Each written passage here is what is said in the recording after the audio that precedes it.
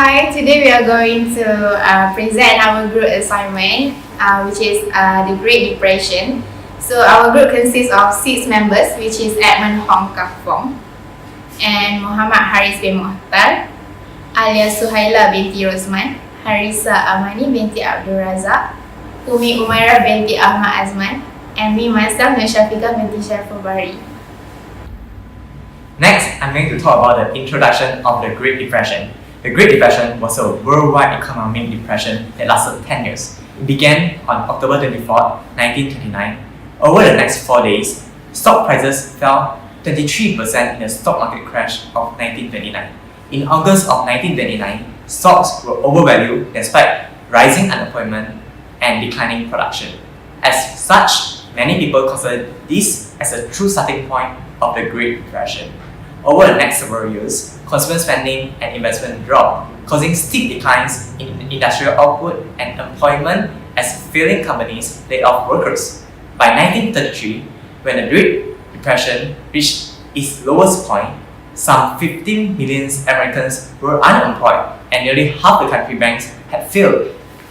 Throughout the 1920s, the US economy expanded rapidly, and the nation's total wealth more than doubled between 1920 and 1929, a period dubbed the Roaring Twenties. The stock market, centered at the New York Stock Exchange on Wall Street in New York City, was a scene of reckless speculation, where everyone put their savings into stocks. As a result, the stock market underwent rapid expansion, reaching its peak in August 1929. By then, production had already declined and unemployment had risen, leaving stock prices much higher than their actual value. Additionally, wages at the time were low, considered debt was proliferating. The agricultural sector of the economy was struggling due to the drop and falling food prices, and banks had an excess of large loans that could not be liquidated. Moving on, do you know the background of the Great Depression? It affects all aspects of society. By its heights in 1933, unemployment had risen from 3% to 25% of the nation's workforce. The consumer price index fell 23% between November 1939 to March 1933, according to the Bureau of Labor Statistics.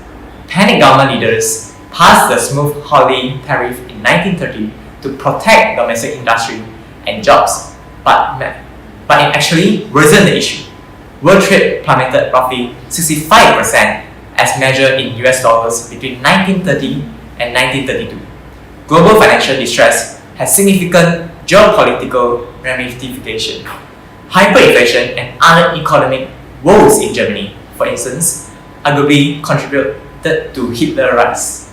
The Great Depression caused many farmers to lose their farms. Thousands of these farmers and other unemployed workers migrated to California in search of work.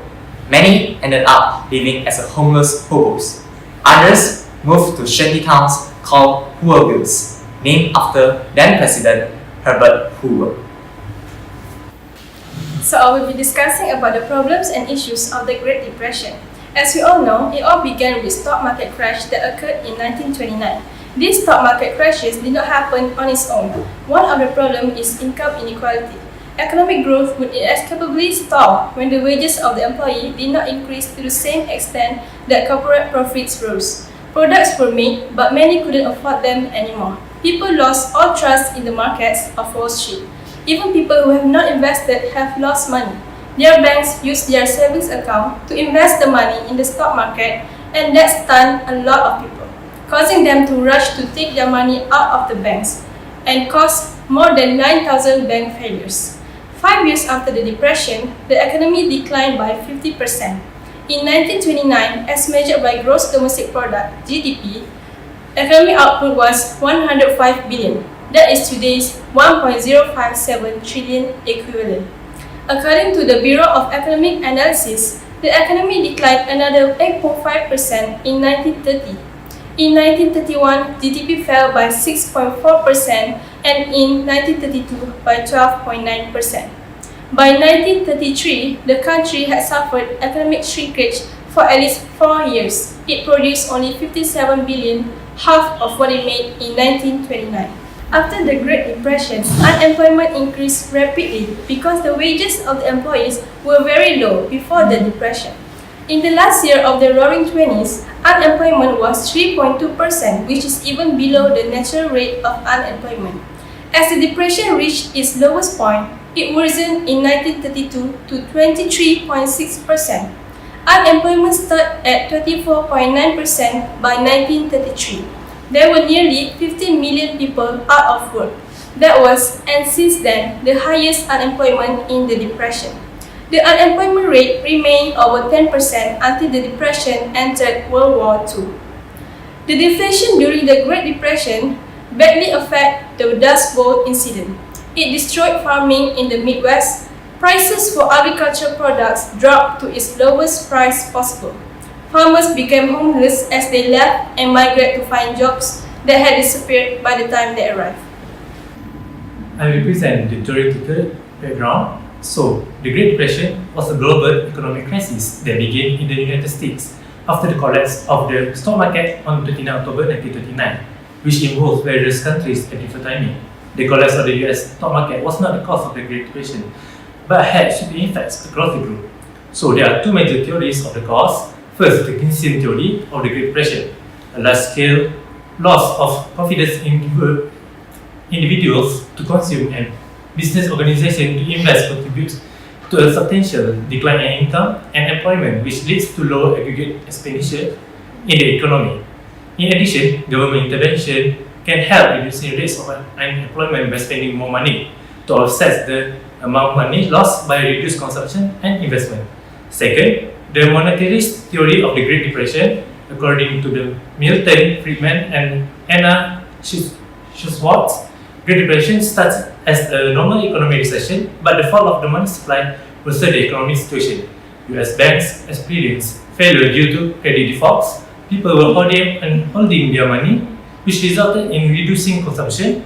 They also blames the US Federal Reserve for failing to increase the monetary base of the economy and injecting liquidity into the banking system.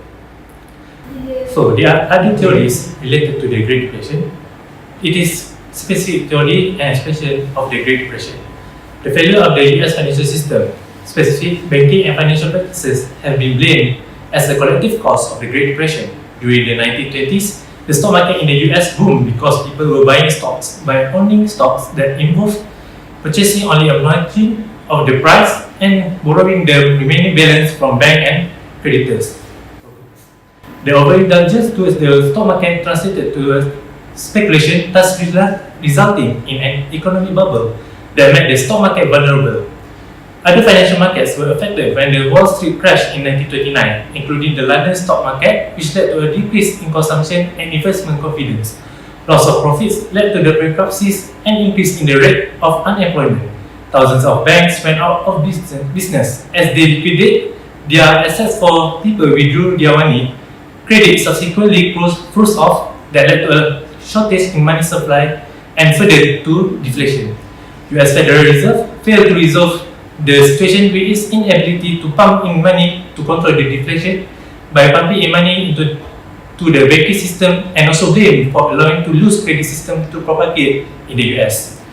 Second, the economic problems from World War I. The war left some involved countries in Europe under debts and economic troubles. After the war ended, allies of the US owed large sums of money to American banks.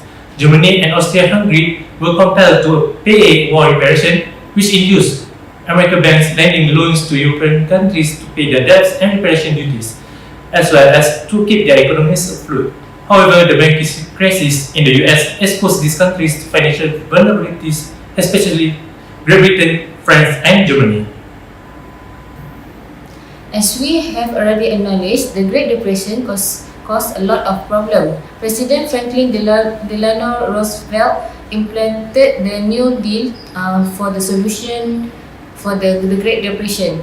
He promised a new deal for the American people during his campaign in 1932. Soon after his inauguration in 1933, work on his New Deal began. This plan believed the federal government's power to save the depression was needed. First is the First New Deal. The first New Deal focused on rebuilding the economy from top to bottom. The Agriculture Adjustment Act paid fewer farmers to produce. This met with a lot of criticism. The suspension of enforcement on anti-monopoly laws and support for price fixing. A framework for the New Deal was established by the National Industry Recovery Act. Due to their short-life effect on business success, they discouraged cutthroat price, and eventually there has always been the same problem that was weak consumer demand. The Thames Valley Authority was involved in the last of the first New Deal. This authority used millions of dollars to reform several states along the Thames River. Next, the solution is Second New Deal. The purpose for the Second New Deal is to do the first New Deal opposite. Rather than first fixing the economy at the top, they start at the bottom. The establishment of the National Youth Administration and the Works Project Administration, the youth admin work to get part-time job opportunity for the unemployed youth, later to train them for the war job. The Work Project Administration also worked to raise employment rates. A major part of the Second New Deal was the 1935 National Labour Relations Act.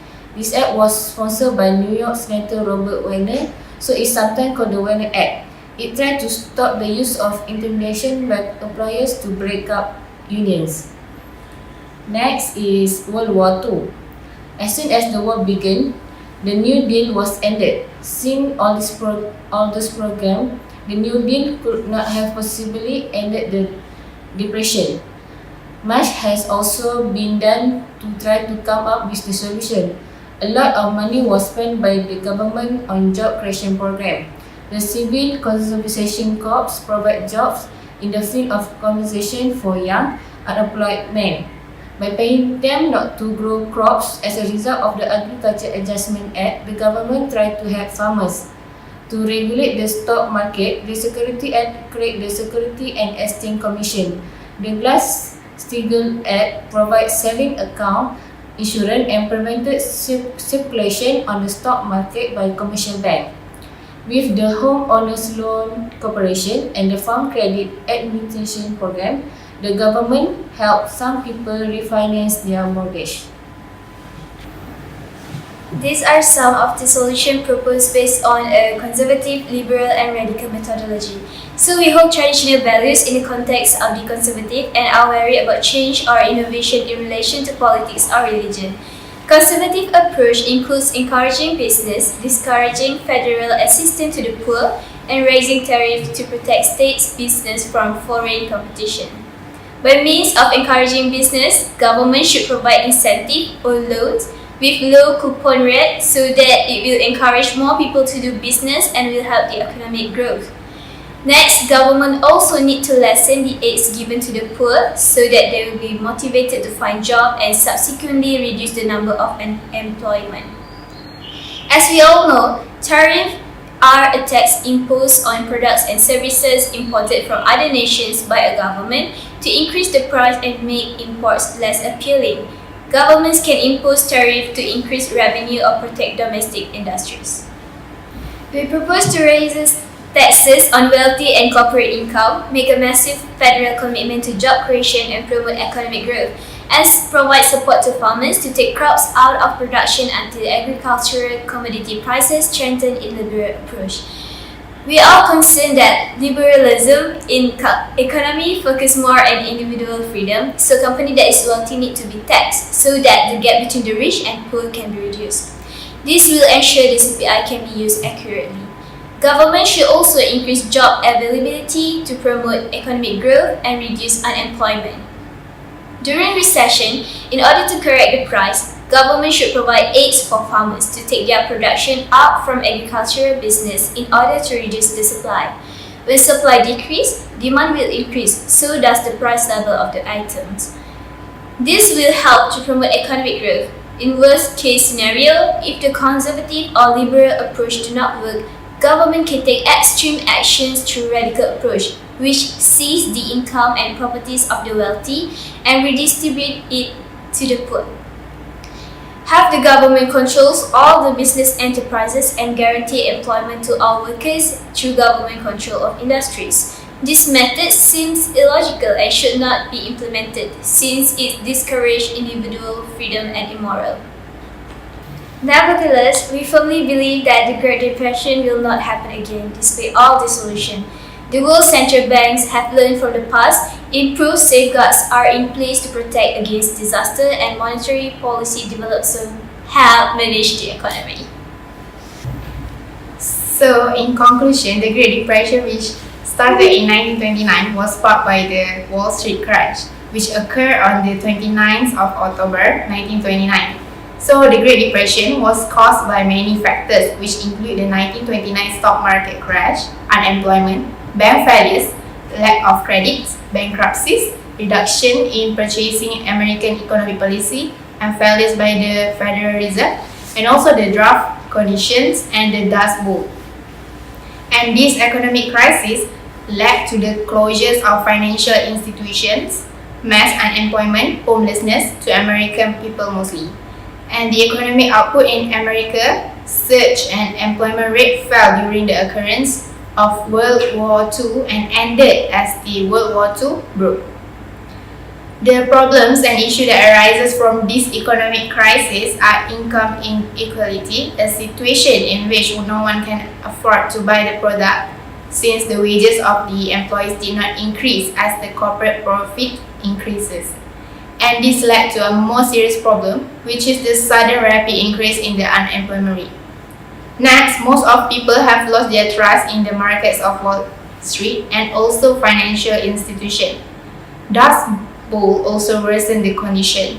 Most of the farmers incurred losses since it destroyed the farming, and during this period, deflation occurred and hurt the farmers, corporations, and homeowners even more.